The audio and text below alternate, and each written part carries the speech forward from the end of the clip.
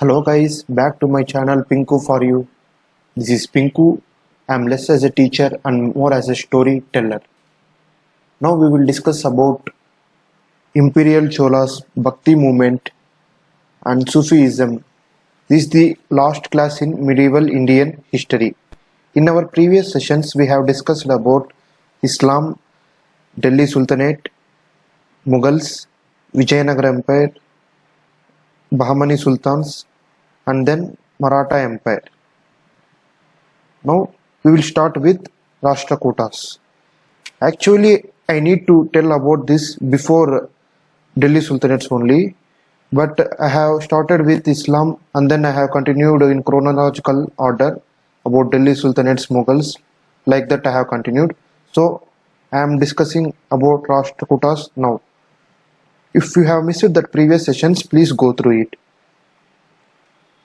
Rashtrakutas.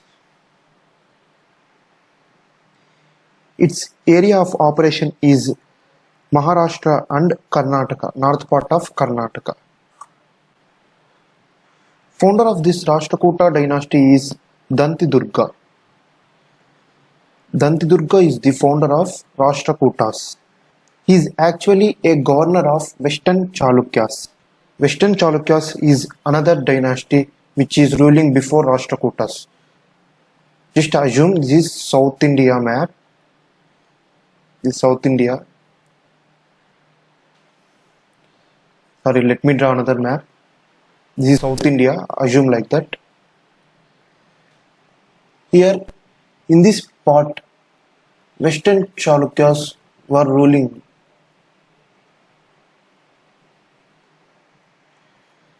And here Pallavas. Here Pandyas. And finally here Cheras.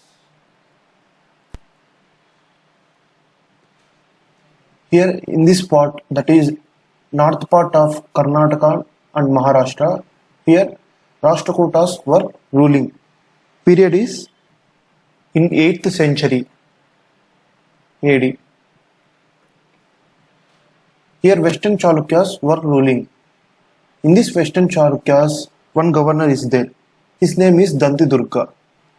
What he did is he killed king of Western Chalukyas and then he established his own dynasty, that is Rashtrakuta dynasty. This is how Rashtrakuta dynasty emerged. The founder of this Rashtrakuta dynasty is Dantidurga. Capital cities of Rashtrakutas were Ellora and Malkad. These were the two capital cities of Rashtrakutas. Whereas capital city of Western Chalukyas is Badami. They are also known as Badami Chalukyas. Here capital of Pallavas is Kanchipuram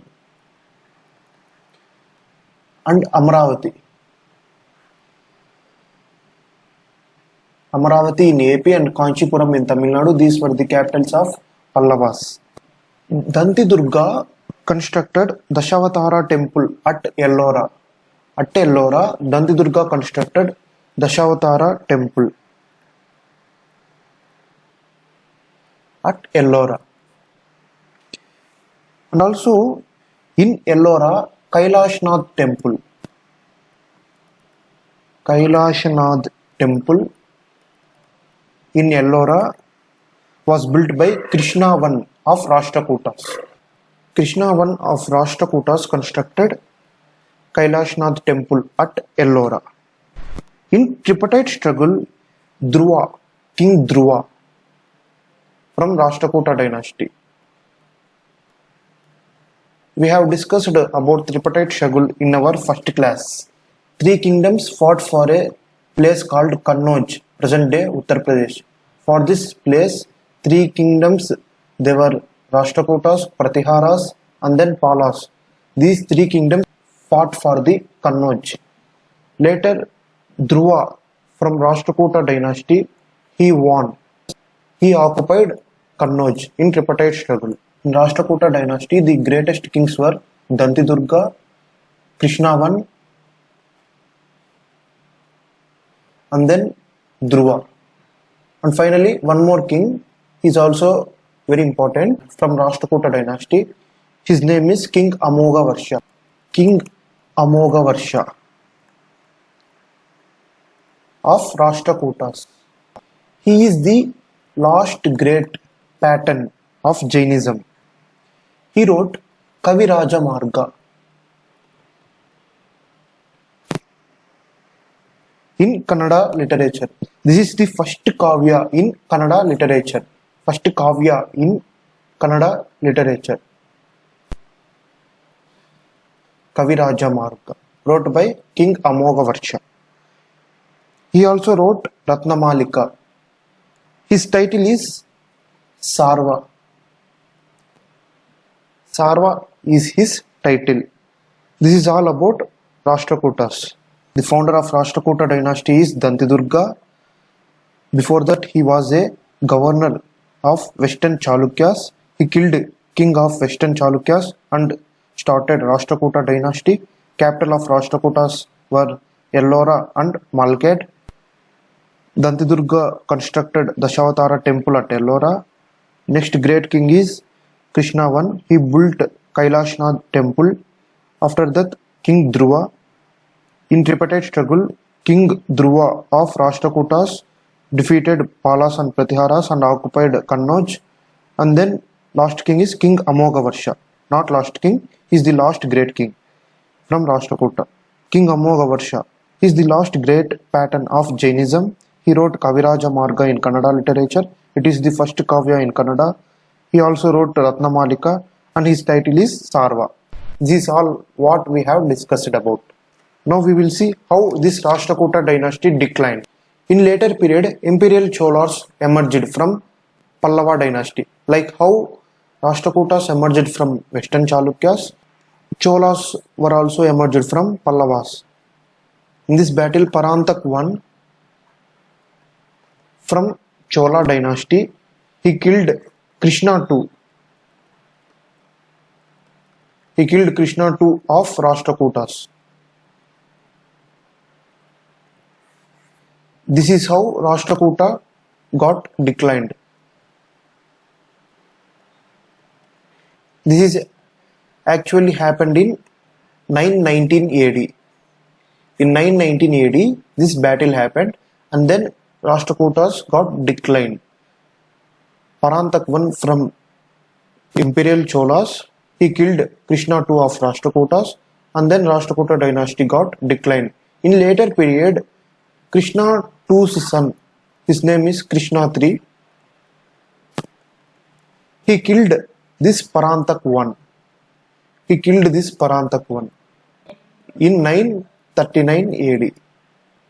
After 20 years, he killed Parantak I. He took revenge. However, he did not establish Rashtrakuta dynasty again. Now we will discuss about Cholas. Imperial Cholas. During ancient time also we have Cholas, but those Cholas were different from this Cholas. Those ancient Indian Cholas were declined due to attacks from forest tribes and also white Huns invasions. Okay, now we will see about this Cholas. The founder of this Chola dynasty is Vijayalaya Chola. Vijayalaya Chola is the founder of Chola dynasty. Like how Rashtrakutas emerged from Western Chalukyas, in similar way, this imperial Cholas also emerged from Pallavas. Vijayalaya Chola is the feudal lord under Pallava dynasty. He killed Pallava king and then he established this imperial Cholas. He established this Chola dynasty. This is how imperial Cholas emerged. Vijayalaya Chola is the feudal lord under Pallava dynasty. Let me draw map. Assume this is South India. Here Pallavas were ruling. At that time here Rashtrakutas. In this Pallava dynasty, Vijayalaya Chola, he is the feudal lord. He is one of the feudal lord in this province. There were multiple feudal lords, but he is one of the feudal lord of Pallava dynasty. He killed the king of Pallavas and then he established Chola dynasty. This is how Chola dynasty came into picture. Okay, now we will discuss about this dynasty. Before this Rashtrakutas and Imperial Cholas, these Western Chalukyas from west and then Pallavas from east fighting for Kaveri Delta region. For your understanding purpose, I will draw a map. Assume this is South India. This is before Cholas.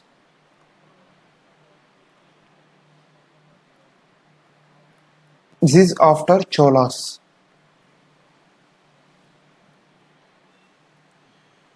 Here in this part, Pallavas were ruling. Here, firstly Western Chalukyas, later Rashtrakutas. Here Cheras,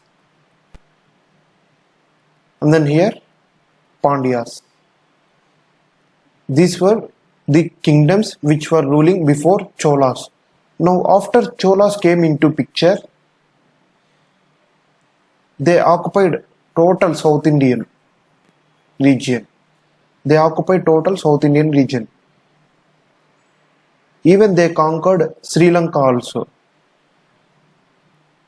That much capacity they had. Now we will discuss more about this Imperial Cholas. Capital of this Cholas is Tanjore, that is Tanjavur. Tanjavur is the capital of Cholas. One of the famous king in Cholas is King Parantak I. Just now we have discussed about him. What he did is he killed Krishna II of Rashtrakutas.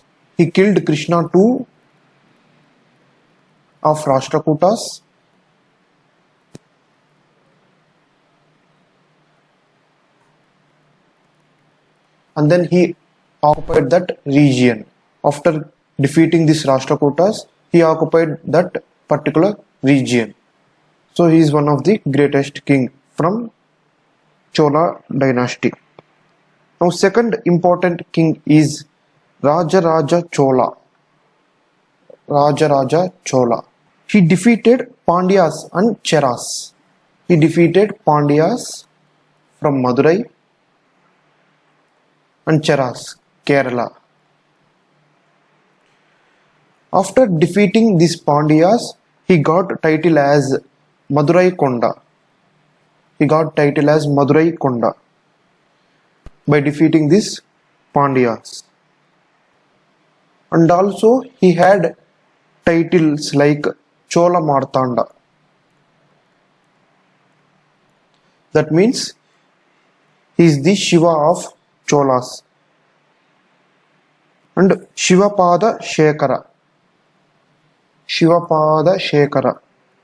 It is also one of the title for Rajaraja Chola. He is the first to introduce social auditings. He given many Tamil inscriptions. He also started practice of making Prince Yuvaraja as the head of military and revenue departments. Let me open another page. Now we will see about his contributions. He built Brihadishwara temple at Tanjavur. He constructed this Brihadishwara temple at Tanjore. It has the image of Marco Polo. And also Chola temples has UNESCO World Heritage Sites in India. Rajaraja Chola's last contribution is he has granted permission for contribution of Buddhist stupa at Nagapattinam. These were the contributions of Rajaraja Chola. Now we will discuss about Rajendra Chola. And one more thing I have forgot to say, Rajaraja Chola occupied northern part of Sri Lanka. This Sri Lanka, he occupied this northern part. He conquered this northern part of Sri Lanka. He defeated Pandyas and Cheras, and then he conquered northern part of Sri Lanka. Parantak I defeated Rashtrakutas. Now it's time for Rajendra Chola. He has done many imperial wars. Imperial means nothing but it's relating to an empire. He has done many imperial wars against various kingdoms. Area under Chola increased during Rajendra Chola's period. He maintained huge navy.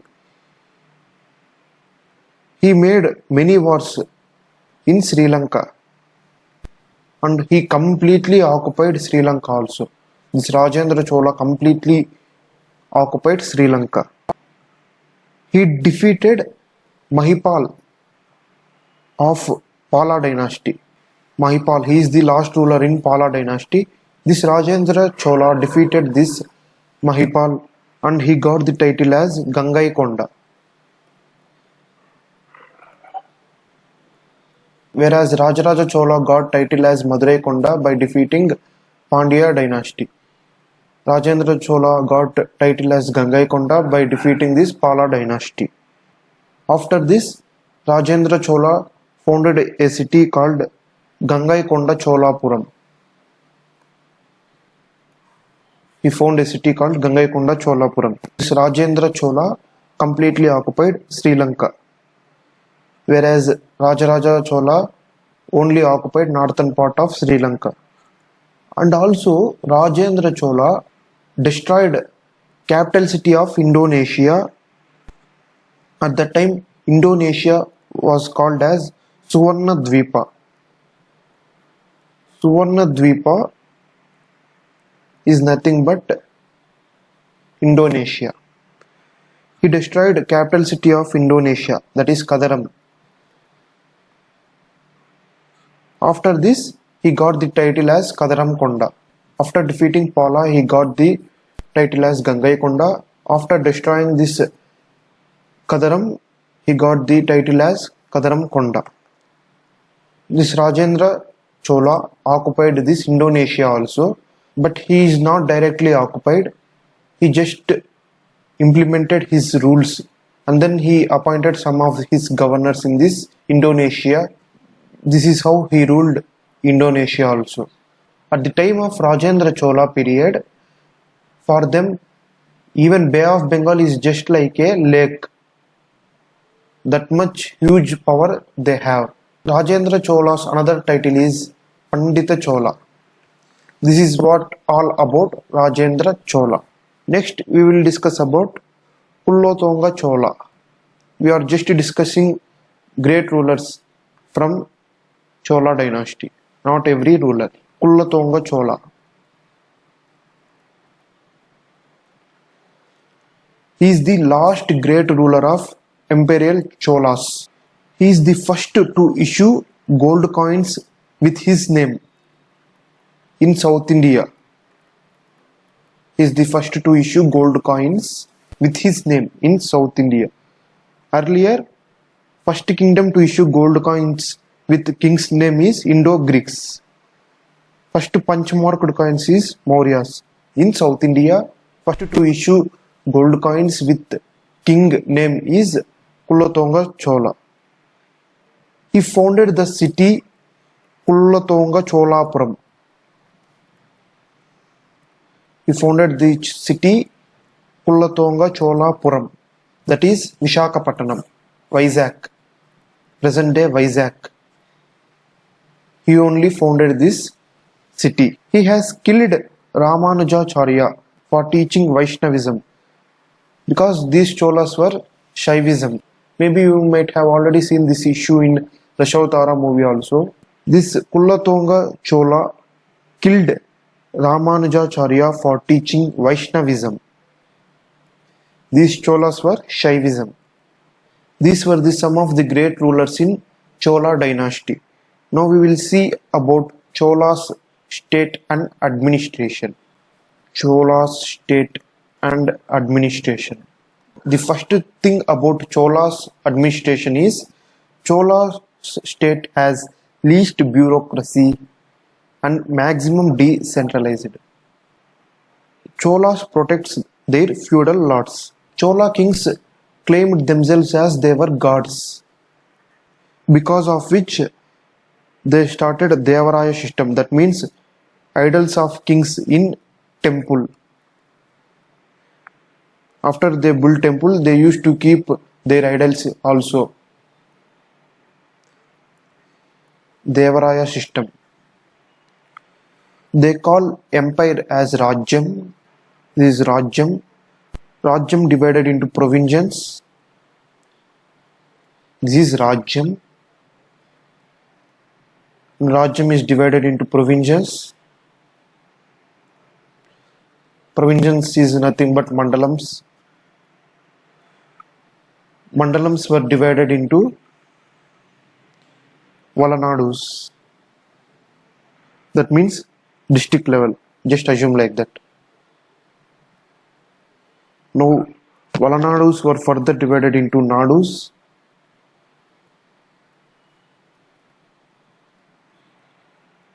Nadus is group of villages. And the common word for village is Grama. Grama is a village. Grama and then Nadus, then Valanadus, provinces, and then Rajyam. This whole thing is Chola's administration. But how do we know all about this? We have known all about this through inscriptions, right? Uttarmerur inscription. From this inscription, we come to know about Chola's administration. Next, we will see Chola's society. Chola society. Sanskritization has started in Chola's rule. Sanskritization means just lower caste people used to imitate upper caste people. Under Sanskritization, two classes emerged. They were Vishwa Brahmin and Nai Brahmins. Vishwa Brahmins and Nai Brahmins were the two classes which were emerged by this Sanskritization. That means lower caste people used to imitate higher caste people. Devadasi system.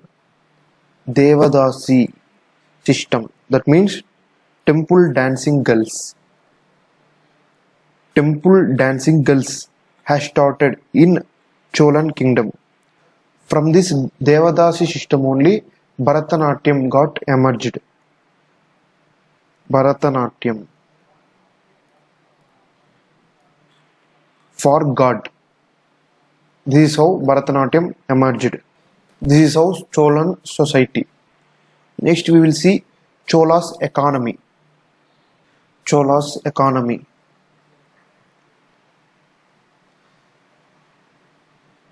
They were very rich and prosperous. They used to import horses from Persia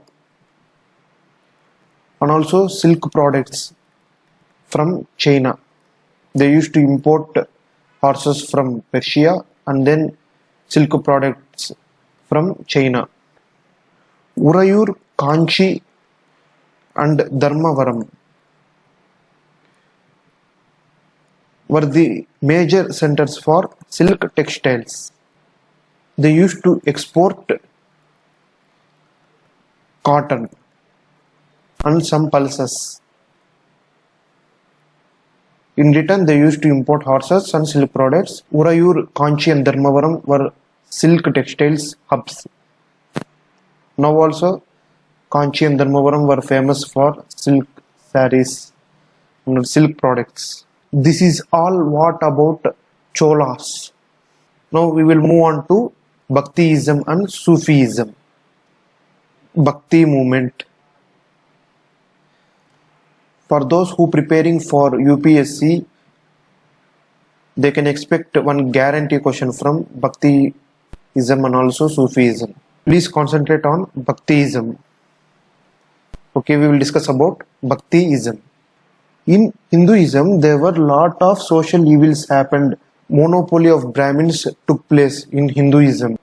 Muslims questioned about this caste system in Hinduism. By this issue, Hinduism reforms again. This reformist movement is known as Bhakti movement. Islam questioned social events of Hinduism. So Hinduism reformic changes movement is known as Bhakti movement. Similarly, Hinduism questioned Islam regarding their social evils, and then Islamic reformist movement is known as Sufism. Bhakti movement is emerged from Hinduism, whereas Sufism is emerged from Islam. Firstly, we will discuss about this Bhakti movement. The ideas between this philosophical development is same, both are same. Actually, Bhakti movement is emerged in ancient India only. Actually, it is emerged in ancient India. There were Nayanars and Alvars in Tamil Nadu. Who these people were? These people were lower caste people. Nayanars were devotees of Lord Shiva, and Alvars were devotees of Lord Vishnu, and these were lower caste people. Now these two people proposed a philosophy, that means philosophy of worshipping God. These two group of people proposed a philosophy to worship God to attain salvation, that means moksha. To attain this salvation, these two group of people proposed a philosophy, that is Atma and Paramatma. Atma and Paramatma. Atma means human's soul, whereas Paramatma means God's soul. These Nayanars and Alvars said that the only ultimate task for Atma, that means human's soul, is to transmigration of Jivatma into Paramatma. That means Atma should mix on Paramatma.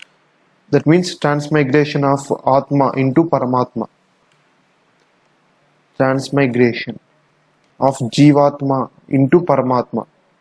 That means salvation, moksha. But people from those days doesn't show interest on this philosophy. So this philosophy got declined at that time.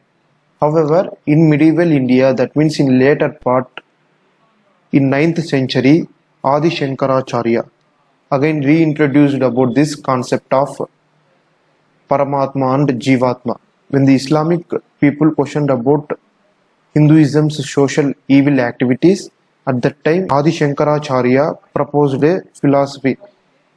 He reintroduced that Alvars and Nayanars concept of Jivatma and Paramatma. Now we will see more about this Bhaktiism.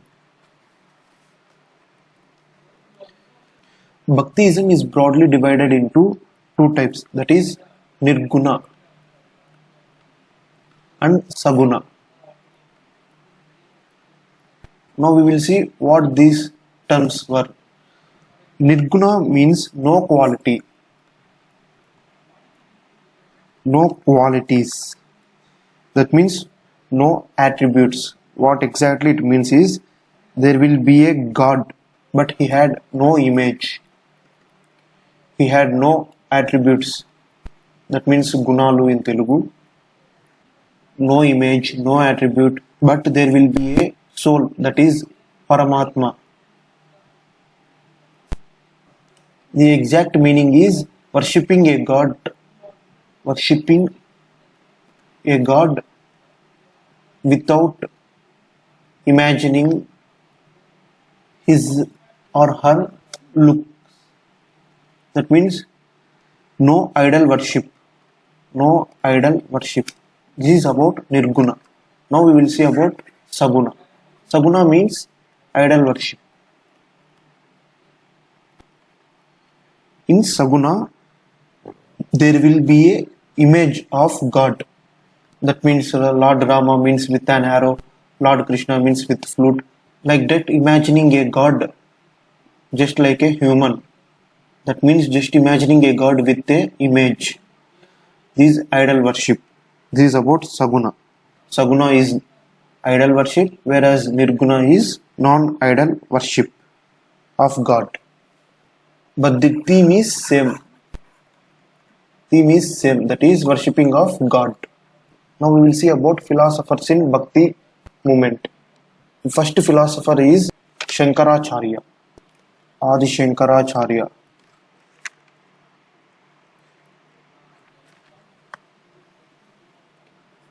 Adi means first. He is the first philosopher in Bhakti movement.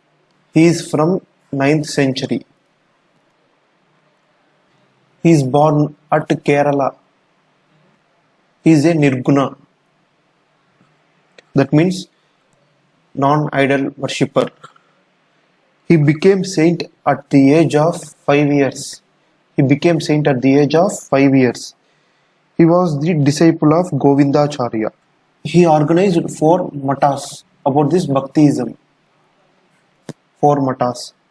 That is Shrungeri in Karnataka, Dwarka at Gujarat, Badrinath, and then Puri, which is in Orissa. He set up 4 matas to propagate his Bhaktiism thoughts. He wrote Shivananda Lahari. He wrote Shivananda Lahari and Bhajagovindam. These texts about worshipping of God without any idol image.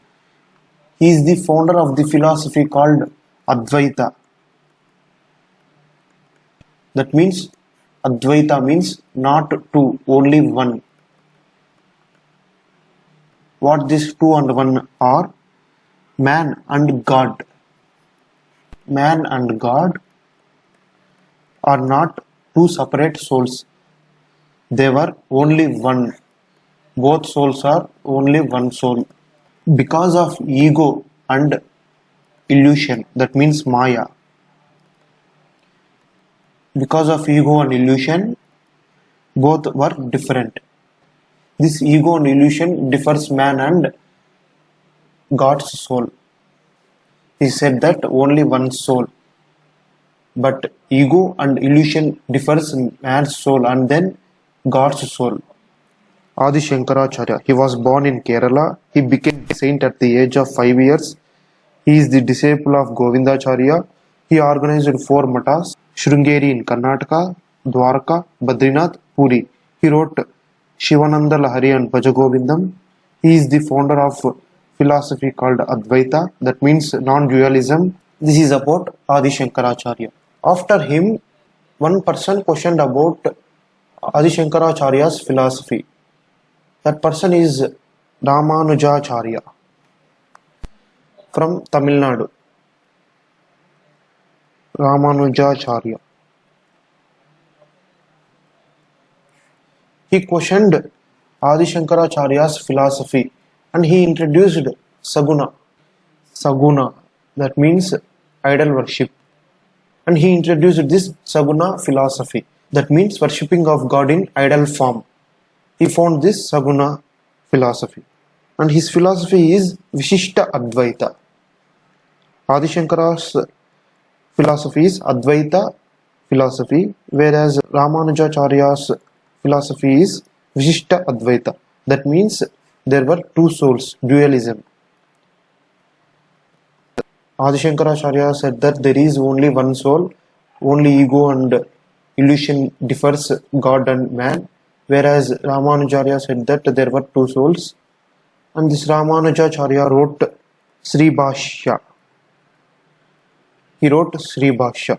This Ramanujacharya born at Sri Perumbidu, that is nowadays Chennai. He born at Sri Perumbidu. According to him, God is Sagun Brahman. whereas Shankaracharya born in Kerala at a place called Kaladi. Kaladi is a place in Kerala. There Shankaracharya born. Ramanujacharya born at Sri Perumbudur. Next important philosopher in Bhakti movement is Nimbarka.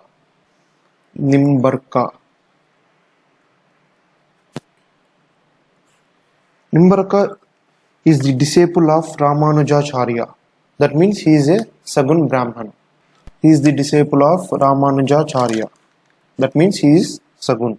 If he is the disciple of Adi Shankaracharya, means he is Nirgur Brahman, whereas he is the disciple of Ramanujacharya, so he is a Sagun Brahman. He founded the philosophy Dvaita Advaita. That means both dualism and also non-dualism concept. Next important philosopher is Madhavacharya. He founded the philosophy Dvaita. His followers are called as Madhavas. He is the first in the contribution of Kannada language. Madhavacharya. He is the first in the contribution in Kannada language. His followers are called Madhavas. He founded philosophy Dvaita, that means two different souls. This is about Madhavacharya. I am explaining everything in brief only because not that much important this one. Next, Vallabhacharya. He founded Pushti Marga, that means extreme devotion. He founded Pushti Marga, that means extreme devotion to God. He is the founder of Sudha Advaita. Next, Mirabai. She is the greatest woman in Bhakti movement. She belongs to Shishodaya dynasty. She is wife of Ranabhoj Raj of Shishodaya dynasty. She is the wife of Ranabhoj Raj of Shishodaya dynasty. She is the disciple of Vallabhacharya. She introduced bhajans in Vrajabhasha. She was the first to introduce bhajans. She is the great devotee of Lord Krishna. While she was young only, she became widow and then she adopted this philosophy of Bhaktiism and then she became great devotee to Lord Krishna. Now Chaitanya Prabhu.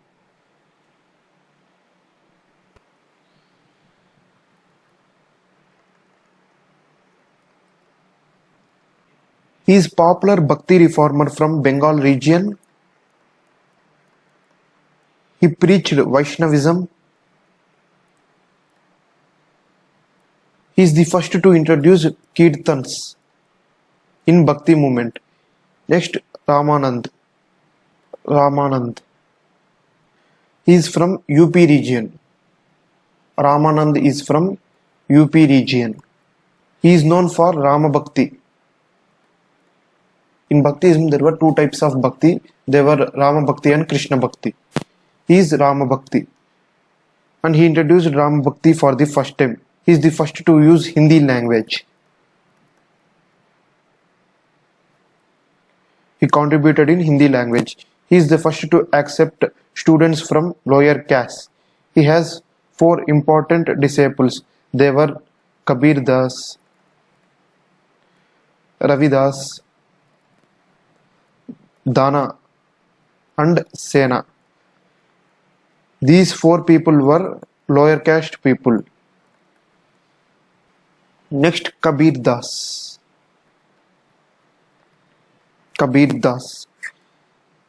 He was born at Varanasi. He was first to preach universal unity. That means Hindu-Muslim unity.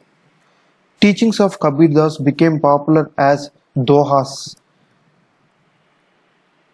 He composed dohas in Bhojpuri language. Sikandar Lodi. He killed this Kabir Das because He is preaching Hindu-Muslim unity. So that only Sikandar Lodi from Lodi dynasty, he killed this Kabir Das for preaching of Hindu-Muslim unity. This is what about Kabir Das. Now we will look about Guru Nanak. He is the founder of Sikhism. And we will discuss about Sikhism now itself. Guru Nanak. He is actually a Hindu when he born. He is Hindu. He belongs to Nirguna Brahmin. That means non-idol worship. He is very much influenced by Kabir Das. Kabir Das is also Nirgun, and he also preached universal religion and universal brotherhood.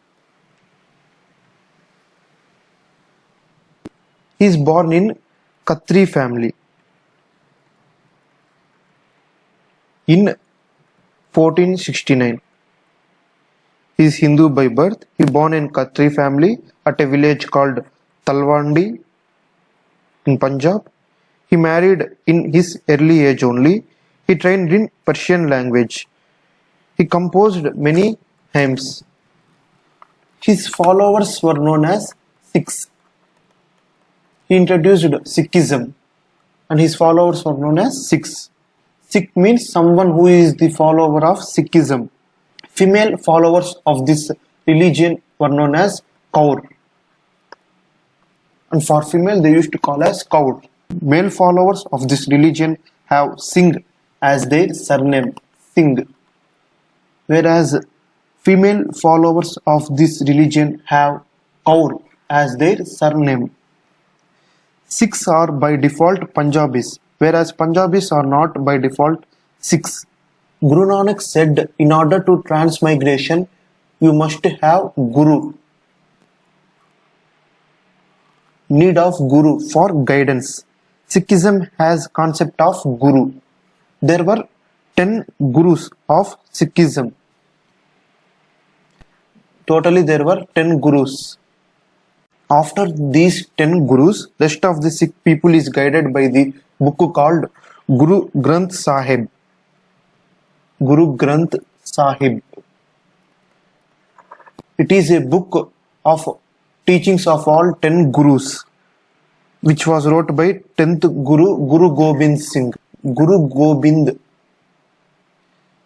Singh of 10th Guru wrote a book called Guru Granth Sahib. This book is there in Amritsar, in Golden Temple. This book deals all about birth, death, everything.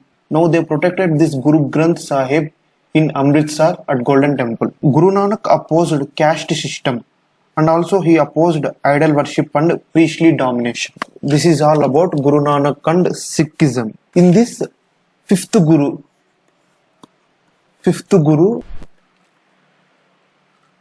was killed by Jahangir from Mughal dynasty. He is the son of Akbar. Jahangir killed fifth Guru. Ninth Guru was killed by Aurangzeb. He is the grandson of Jahangir. This Aurangzeb is a cruel ruler from Mughal dynasty and he is the last great Mughal king. He killed ninth Guru. Jahangir killed fifth Guru. Guru Gobind Singh is the last Guru, that means 10th Guru. He wrote a book called Guru Granth Sahib. This is about Sikhism. And moreover, Guru Nanak is the devotee of Lord Ram. But according to him, Lord Ram doesn't have shape, attributes. He worshipped a soul and he named it as Rama. His Rama is quite different from Ramayana's Rama. He just worshipped a soul and he named that soul as Ram, not Ramayana's Ram, because he is a Nirgun Brahman. Next we will move on to another great philosopher in Bhakti movement. He is Tulsidas.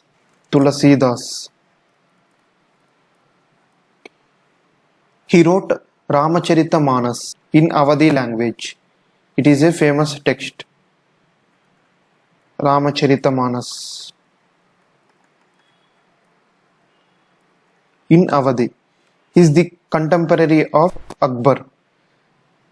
He is there during the period of Akbar. Next, Surdas.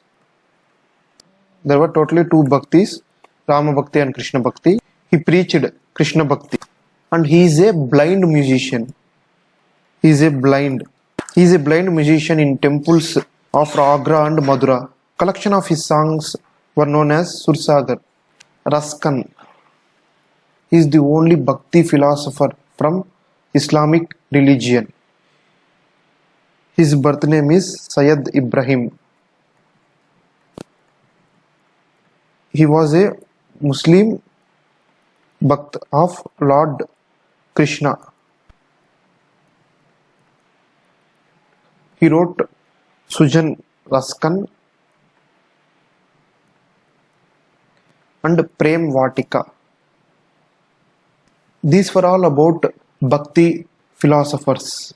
Now we will quickly move on to Sufism.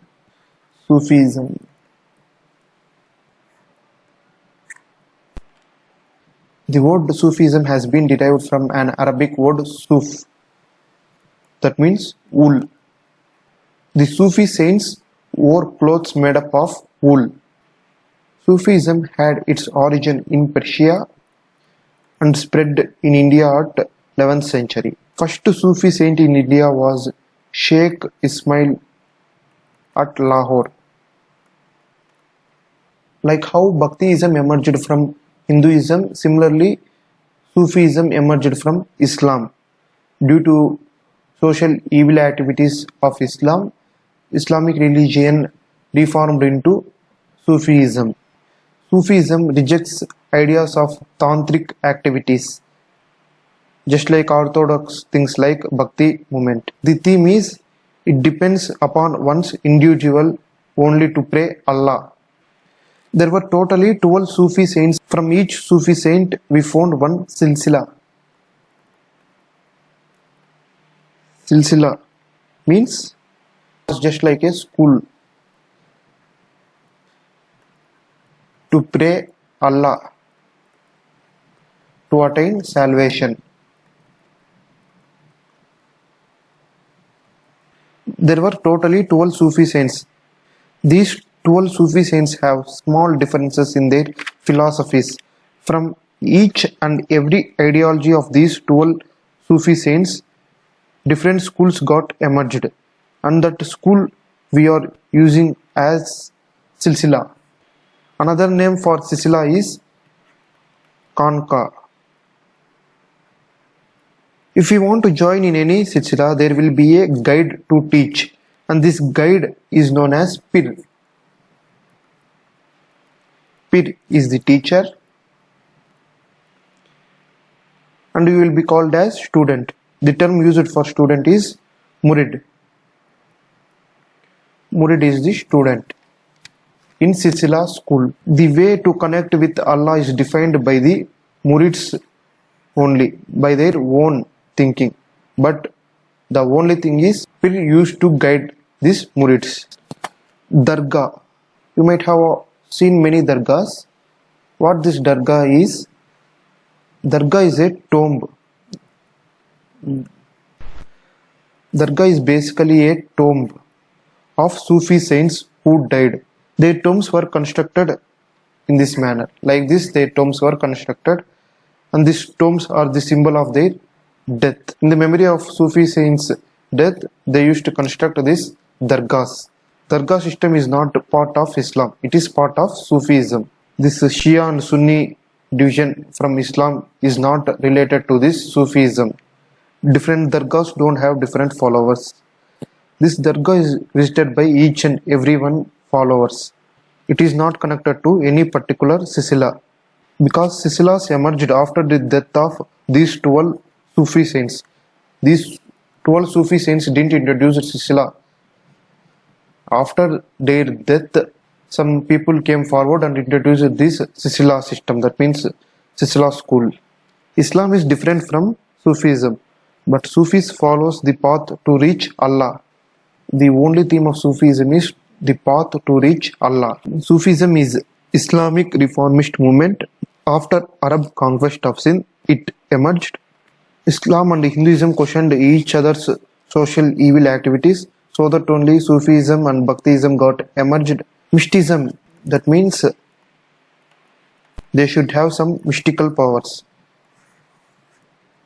Though Sufism did not encourage tantric activities, they involved in mysticism. That means mystic powers. And also to stop corruption in Islam, Sufism came. Sufi means a wool, that means a sign of simplicity in Arabic language. Essence of Sufism is Wahadat ul Wazud. Wahadat ul Wazud. That means God is one. That is Allah. And moreover, this founder of Sufism is a woman, and her name is Begum Rabia. She is the founder of this Sufism. She is from Iraq. She was the first Sufi saint. Now we will discuss about silsilas. Silsilas. In that first silsila is Chishti silsila. The founder of this Chishti silsila is Sheikh Abdul Chishti. Sheikh Abdul Chishti. This type of silsila was first introduced into India by Sheikh Moinuddin Chishti. He was highly respected by Aybak and Iltutmish. We had discussed about these two people in our previous sessions while we are discussing about Delhi Sultanates. And Iltutmish built Dargah at Ajmer for Sheikh Moinuddin Chishti. Muddin Bakhtiyar Chishti.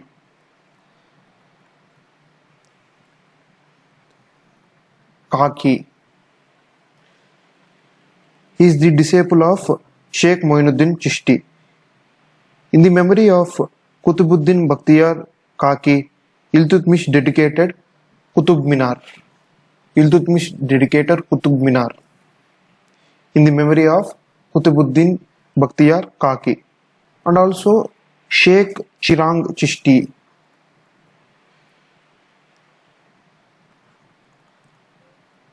And Sheikh Salim Chishti. These Chishtis also plays an important role. Hazrat Nijamuddin Aliya. He is the greatest of Chishti silsila. He is the greatest of Chishti silsila. He is also known as Mahbub-e-Ilahi. Next, Amir Khusru. Amir Khusru. He is a poet and singer. He belongs to Chishti order. He is the disciple of Hazrat Nijamuddin Aliya, so that both Amir and Hazrat buried in the same complex. Next, Sheikh Salim Chishti.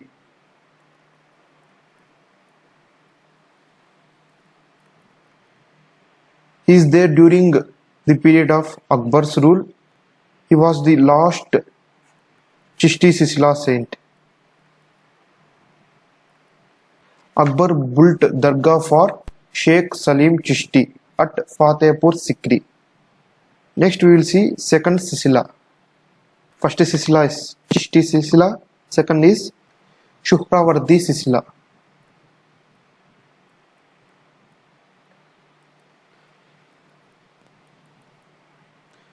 Founder of this Shuhrawardi silsila is Shihabuddin Shuhrawardi.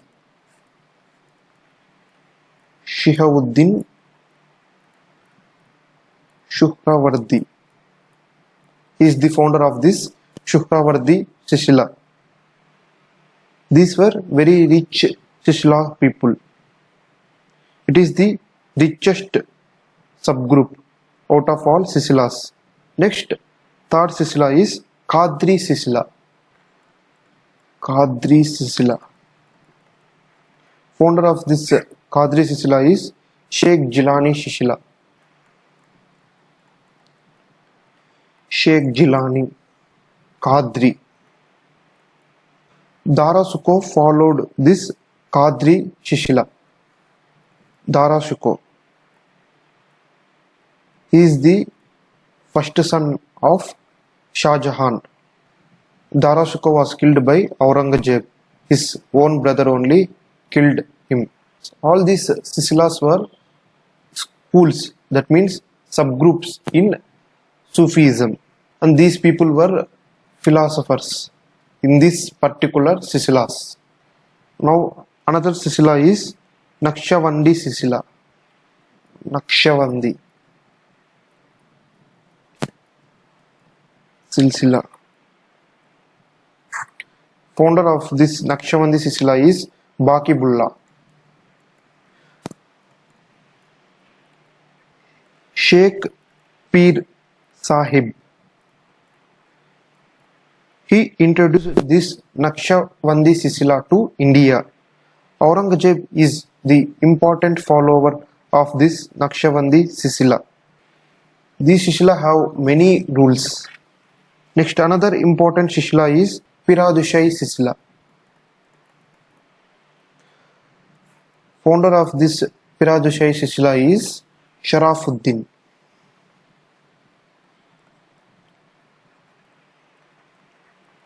It is the only silsila that was founded in India, remaining all found in foreign countries, and later they came to India. Whereas this Piradushahi silsila is the only silsila which has emerged in India. Sharafuddin composed two important literatures. They were Maktubat and Mulfazat. These two texts talk about life stories of Sufi saints.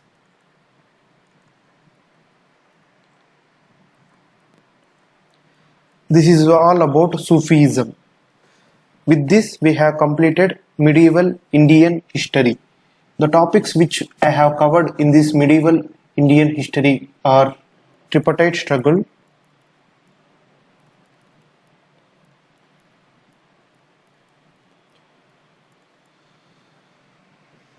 Islam,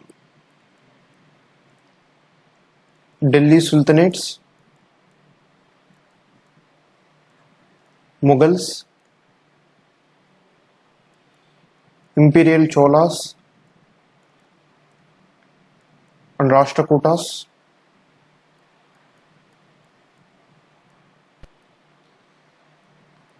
Vijayanagara Empire,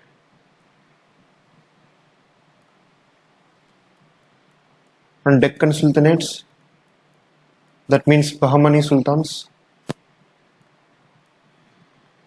Maratha Empire, and Peshwas, Bhaktiism and Sufism. These were the topics which I have covered in this medieval Indian history.